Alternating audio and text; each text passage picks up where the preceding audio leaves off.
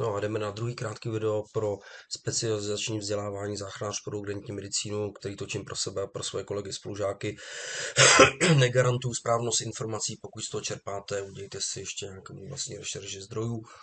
A čistě teďka krátce k uzavření tím otázkám, takže já jsem teďka rozebral první otázku, jdu na druhou, respektive je to otázka číslo 1, má podotázku. Otázka číslo 1 je koncepce zdravotnické záchranné služby a další podotázka je legislativa týkající se poskytování ZZS. No tam je to poměrně jednoduchý, já to tady mám někde stažený, takže to zkusím přetáhnout, jestli to půjde. No už to asi nepůjde. Tak to zkusím aspoň tady z nějakých poznámek a z nějakých teda prezentací vyjmenovat. Legislativa týkající se poskytování ZZS, ta vybraná legislativa. Tak je to základní listina práv a svobod, kde jsou zakotveny práva pacientů.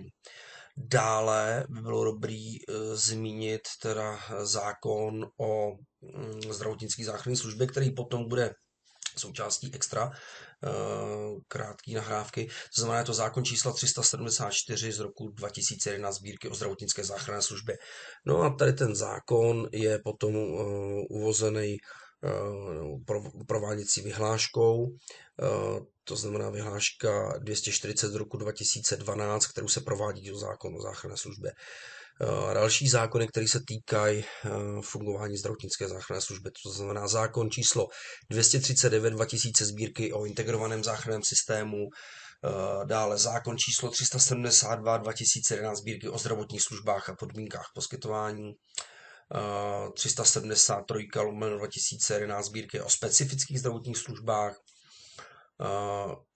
vyhláška číslo 296 2012 sbírky, ta se týká požadavků na vybavení poskytovatele ZZS, vyhláška číslo 92 z roku 2012, ta se týká minimálního technického vybavení, vyhláška 98 z roku 2012, ta se týká zdravotnické dokumentace, vyhláška číslo 99 z roku 2012 se týká personálního zabezpečení. No a vyhláška 55 z roku 2011, kde je taky mimo jiné v paragrafu 109 zmíněna specializace, respektive zdravotnický záchranář pro urgentní medicínu. Tak ta se týká, tady ta vyhláška 55 z roku 2011, činnosti zdravotnických pracovníků a jiných odborných pracovníků. Takže já to ještě jednou zopakuju, to je krátký video, takže je to otázka 1 a podotázka, která se týká legislativy dotýkající se poskytování ZZS.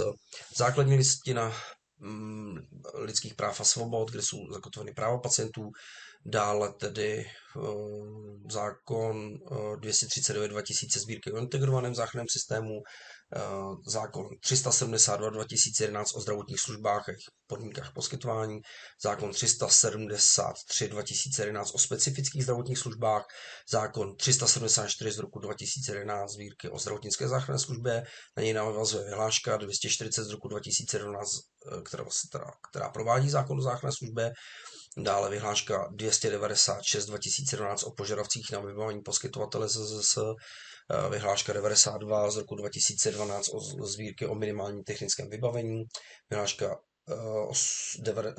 98 z roku 2012 sbírky o zdravotnické dokumentaci, vyhláška 99 2012 sbírky o personálním zabezpečení, no a vyhláška 55 2011 sbírky o činnostech zdravotnických pracovníků a jiných odborných pracovníků. To si myslím, že stačí k tady té otázce, respektive podotázce.